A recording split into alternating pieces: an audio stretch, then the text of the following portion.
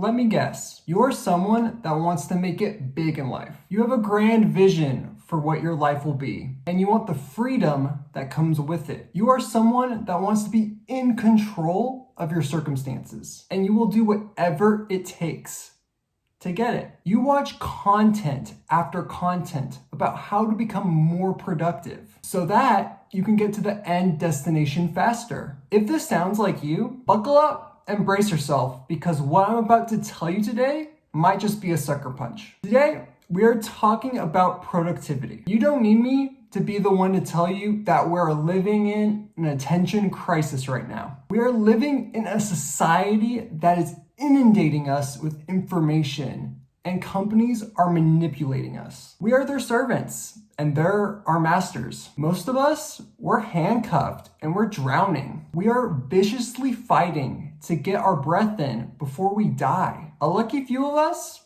will break free from the handcuffs and we'll get that sweet taste of oxygen. Today, I'm addressing you all, the ones that have escaped the prison and now are embarking on their journey. So, you've probably watched a ton of content about how to be productive, whether it's through video, through podcasts, or through books. And you see, being productive is crucial. It's like salt. We need salt to function properly. Too little of it, and we simply die. Too much, however, and we become diseased. It's a fine dance, and it requires attention to be done properly. So, we need enough productivity to stay on track and get the necessary inputs in, but we also don't want to be overly productive to the point of our detriment, where it will harm our productivity. So, you might be asking yourself, like, Ben, what's the answer then? And the answer, gentlemen, is allowing ourselves to mind wander. You see,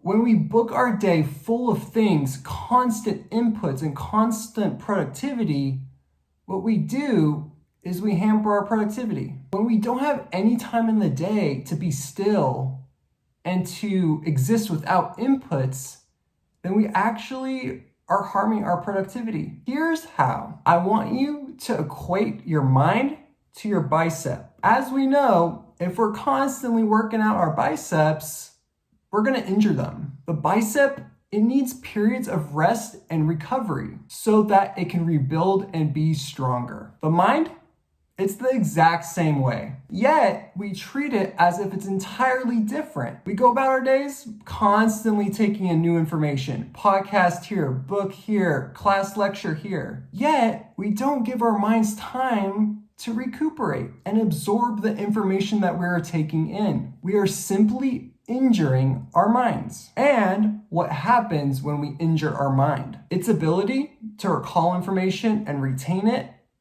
it just worsens. All this information that you're hoping to absorb and use and implement, it goes in one ear and out the other. You are simply shooting yourself in the foot by not giving yourself the time to absorb and rest. And that's not all either, gentlemen. You see, when we don't give ourselves the space to mind wander, there are two consequences as well. Number one, it worsens our creativity. And number two, it worsens our ability to problem solve. You see, when our minds are at rest, they actually do something that's quite miraculous. They make associations between different things for us automatically, without effort on our end. Insights occur and new thoughts just randomly pop out of seemingly nowhere. That's why you hear some people say that their best ideas come out of times when they're showering. By running on autopilot and letting their minds relax,